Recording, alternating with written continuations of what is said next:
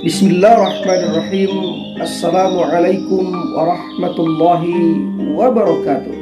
Selamat bertemu kembali di channel YouTube saya Membaca Makna bersama saya Pak Mukhyar Bukhari. Pertemuan kita kali ini akan membahas tentang Kapita Selekta Pendidikan. Saya ingin mengajak kawan-kawan semua untuk bergabung bersama mahasiswa saya di Sekolah Tinggi Agama Islam STAI Al-Kifayah Riau dalam mata kuliah Kapita Selekta Pendidikan untuk kelas PAI D22 kuliah hari Jumat tanggal 26 Mei tahun 2023. Selamat bergabung dan jangan lupa berikan subscribe, like, komen, dan share.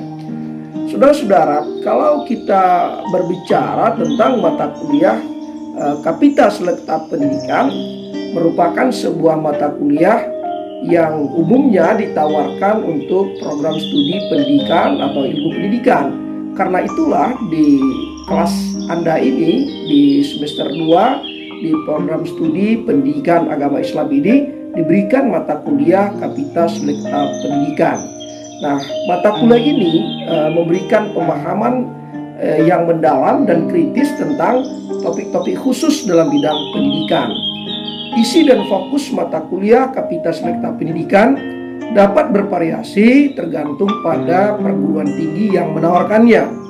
Namun, umumnya mata kuliah ini memberikan kesempatan kepada mahasiswa untuk mempelajari topik-topik yang lebih spesifik, mendalam, dan terkini dalam bidang pendidikan, terutama yang tidak tercover pada mata kuliah lain, disebabkan waktu yang tersedia pada mata kuliah tersebut terbatas. Nah, karena Kapita Selekta Pendidikan ini fokusnya pada aspek-aspek spesifik yang tidak dapat secara luas dipelajari pada mata kuliah lain, maka untuk pertemuan kita kali ini kita ingin melihat secara spesifik tentang pendidikan yang hari ini kita bahas tentang tema digitalisasi sekolah. Saudara-saudara, digitalisasi sekolah merujuk pada penggunaan teknologi digital dan integrasi teknologi dalam berbagai aspek operasional dan pembelajaran di sekolah.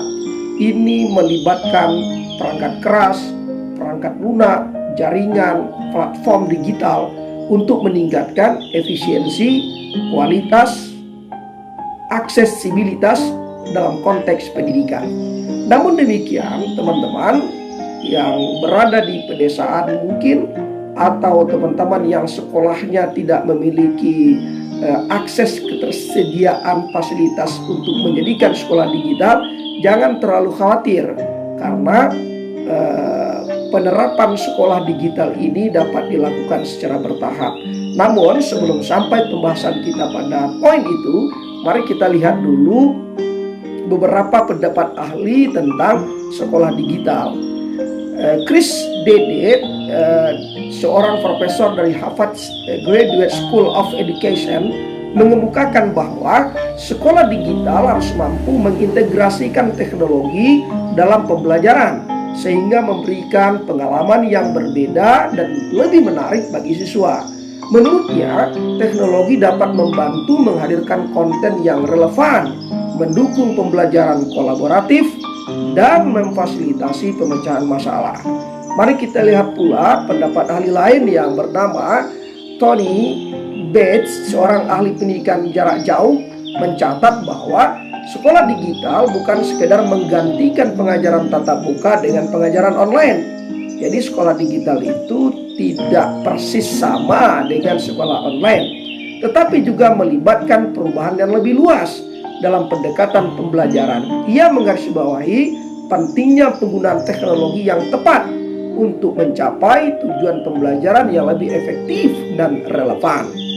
Nah, saudara-saudara, mari kita lihat beberapa aspek yang berkaitan tentang penjelasan digitalisasi sekolah. Yang pertama, infrastruktur teknologi. Digitalisasi sekolah melibatkan penyediaan infrastruktur teknologi yang memadai. Ini termasuk jaringan internet yang cepat dan stabil, perangkat keras seperti ketersediaan komputer, laptop, tablet, atau smartphone, serta perangkat lunak yang diperlukan untuk mengelola proses pembelajaran dan administrasi. Yang kedua, pembelajaran digital. Digitalisasi sekolah mencakup penggunaan teknologi dalam proses pembelajaran. Guru dapat memanfaatkan platform pembelajaran online, sumber daya digital, aplikasi edukatif, dan alat kolaboratif untuk menyampaikan materi pembelajaran, memberikan tugas, dan mengukur kemajuan pencapaian prestasi siswa. Hal ini memungkinkan pembelajaran yang lebih interaktif, menarik, dan disesuaikan dengan kebutuhan individu siswa. Kemudian yang keempat, administrasi dan manajemen. Digitalisasi juga mempengaruhi aspek administrasi dan manajemen sekolah. Sistem manajemen sekolah digital dapat digunakan untuk mengelola informasi siswa, jadwal, absensi, penilaian, dan catatan-catatan lainnya.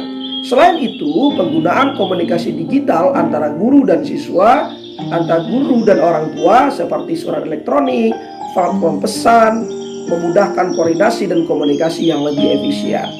Kemudian yang keempat, keterlibatan orang tua. Digitalisasi sekolah memungkinkan keterlibatan orang tua yang lebih luas dan aktif dalam pendidikan anak-anak mereka. Orang tua tidak lagi dibatasi oleh ruang dan waktu dalam mengakses perkembangan pendidikan di sekolah dan mengakses perkembangan pendidikan anak-anak mereka. Dan komunikasi dengan guru, mengakses sumber daya pendidikan, berpartisipasi dalam diskusi, dan memberikan sumbangan-sumbangan pemikiran kepada sekolah. Kemudian yang kelima, pengelolaan data dan analitik. Dengan digitalisasi sekolah, data siswa, penilaian, dan catatan lainnya mudah diolah dan tentunya mudah dianalisis. Dan yang keenam, keterampilan digital. Digitalisasi sekolah juga bertujuan untuk mengembangkan keterampilan siswa, mengembangkan keterampilan guru. Mereka belajar menggunakan teknologi digital, literasi digital, keamanan digital, dan etika dalam penggunaan teknologi. Nah, saudara-saudara, itu beberapa aspek yang berkaitan dengan penjelasan digitalisasi sekolah. Nah, sekarang pertanyaannya, mengapa perlu digitalisasi sekolah dan apa untungnya? Digitalisasi sekolah memiliki banyak manfaat dan keuntungan yang dapat meningkatkan pengalaman belajar siswa serta efisiensi dalam penyelenggaraan pendidikan. Nah, ada beberapa alasan mengapa digitalisasi sekolah diperlukan dan apa manfaatnya. Yang pertama, akses ke sumber daya pendidikan. Digitalisasi memungkinkan akses yang lebih mudah dan cepat terhadap berbagai sumber daya pendidikan, termasuk buku elektronik, jurnal ilmiah, video pembelajaran, dan materi pendukung lainnya. Siswa dapat belajar dari berbagai sumber yang relevan dengan topik yang sedang dipelajari, membuka peluang untuk pemahaman yang lebih mendalam. Yang kedua, pembelajaran kolaboratif. Ini keuntungannya. Melalui platform digital, siswa dapat berkolaborasi secara online dengan sesama siswa yang berada di sekolahnya, bahkan antar sekolah lain. Mereka dapat bekerja sama dengan proyek, berbagi ide, memberikan umpan balik satu sama lain. Maka di kurikulum Merdeka sesungguhnya model pembelajaran digital ini sangat mendukung terciptanya atau terselenggaranya kurikulum Merdeka secara lebih efektif dan lebih menyenangkan. Yang ketiga, fleksibilitas dan pembelajaran jarak jauh. Digitalisasi sekolah memungkinkan pembelajaran jarak jauh di mana siswa dapat mengakses materi pembelajaran dari mana saja dan kapan saja asalkan terhubung dengan koneksi internet. Kemudian yang keempat, penilaian dan umpan balik yang lebih efektif. Digitalisasi memungkinkan penggunaan alat penilaian yang interaktif dan otomatis. Guru dapat memberikan penilaian secara tepat melalui media online dan mengumpulkan pekerjaan siswa juga secara lebih efektif. Yang kelima, meningkatkan efisiensi administrasi, di mana digitalisasi membantu mengoptimalisasi tugas-tugas administrasi. seperti absen, pencatatan pengelolaan siswa, pemberitahuan kepada orang tua, dan lain sebagainya. Kemudian dapat penghematan biaya, karena dengan digitalisasi akan mengurangi biaya pada jangka panjang, misalnya pengurangan penggunaan kertas, alat tulis, dan lain sebagainya. Nah, berikutnya, bagaimana caranya sebuah sekolah dapat menjadi sekolah digital, sekalipun sekolah itu berada di pedesaan atau minim fasilitas. Jadi, apakah mungkin SD yang minim fasilitas atau SD yang berada di pelosok desa dijadikan sekolah digital? Nah, jawabannya iya, sangat mungkin. Untuk mengimplementasikan digitalisasi dalam sekolah-sekolah dasar di pedesaan atau di sekolah-sekolah di pinggiran kota atau bahkan di kota yang minim fasilitas yang menunjang untuk digitalisasi ini, sesungguhnya sangat bisa diatasi, sangat memungkinkan untuk dilaksanakan. Nah, karena itu ada beberapa aspek yang perlu diperhatikan jika sekolah-sekolah yang minim fasilitas ini ingin menjadikan sekolahnya sekolah digital. Yang pertama, infrastruktur teknologi. Nah, tidak perlu teknologi yang terlalu tinggi, tetapi cukup diperlukan akses internet yang stabil dan cepat di sekolah dan di sekitarnya. Nah, upaya ini dapat dilakukan dengan konektivitas internet di pedesaan misalnya, karena hari ini sampai ke pelosok-pelosok desa yang paling terluar dan terpencil sekalipun jaringan internet itu sudah bisa didapatkan. Tinggal bagaimana kerjasama sekolah dengan pihak desa untuk menjadikan kapasitas jaringan internet ini dapat diakses di sekolah. Nah, kemudian yang kedua, perlunya pelatihan dan pendidikan guru. Tidak perlu juga terlalu jauh, karena hari ini anak-anak SD pun sudah pandai menggunakan berbagai macam media online. Nah, jadi bisa dilakukan pelatihan secara mandiri dengan memanfaatkan berbagai macam sumber-sumber informasi yang ada di YouTube. Cukup dicari orang yang lebih paham satu orang, kemudian dikumpulkan guru-guru, lalu diadakan pelatihan sederhana bagaimana misalnya menggunakan alat-alat digital atau mengolah materi pembelajaran sehingga dia bisa menjadi pembelajaran yang berbentuk digital. Kemudian yang ketiga, konten digital yang relevan. Konten digital yang relevan dengan kurikulum dan kebutuhan siswa perlu disediakan, dan itu tidak terlalu berat karena banyak disediakan di Google. Bagaimana konten-konten itu bisa kita lakukan. Jadi hanya tinggal dimulai saja secara sederhana. Nah, kemudian untuk mewujudkan itu perlu keempat, kerjasama dengan komunitas dan stakeholder terkait. Jadi adakanlah kerjasama, misalnya kalau di pedesaan adakan kerjasama dengan kelompok-kelompok pemuda, adakan kerjasama dengan para karyawan atau staf yang ada di kantor-kantor desa yang memahami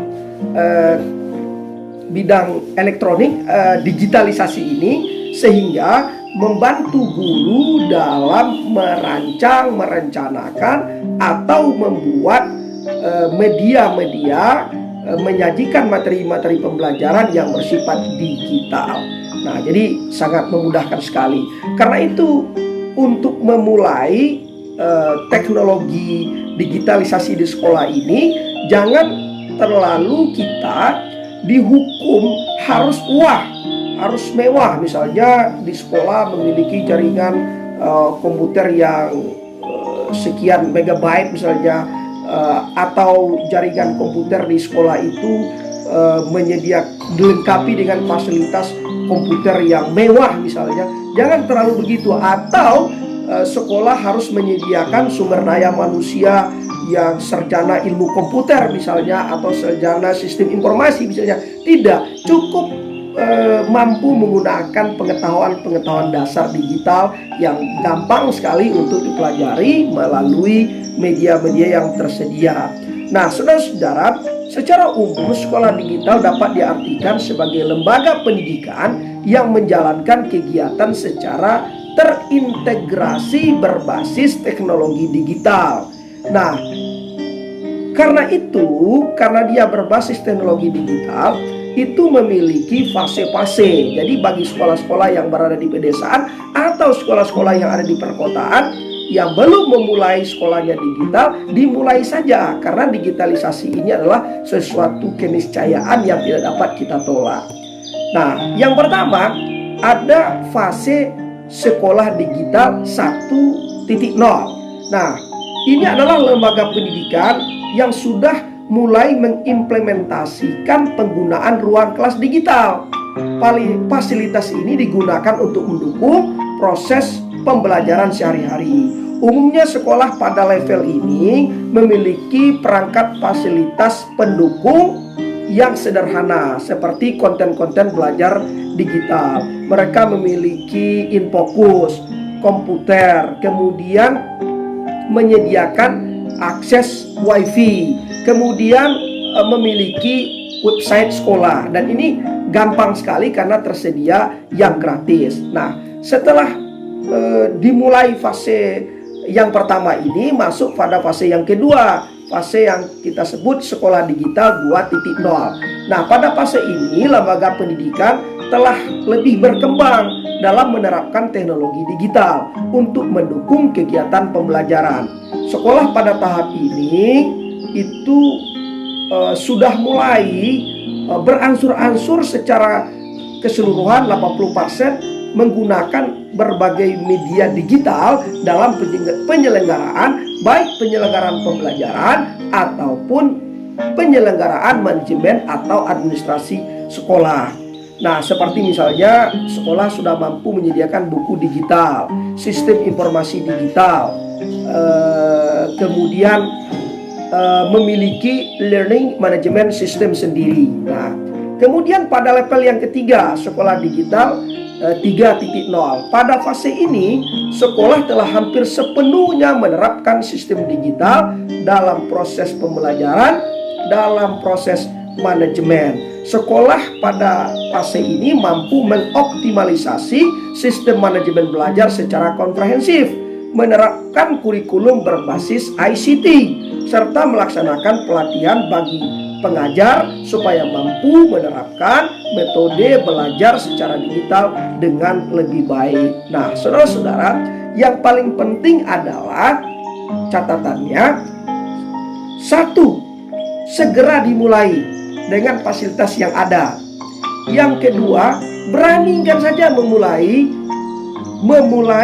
yang berani, yang bisa kita lakukan. Nah, sambil jalan bisa ditambah dan bisa dipelajari. Nah, karena itu mari kita berani merangkai masa depan pendidikan dengan teknologi. Digitalisasi sekolah adalah kunci untuk membuka peluang tak terbatas, meningkatkan kualitas pembelajaran, dan mewujudkan potensi luar biasa bagi siswa-siswa kita.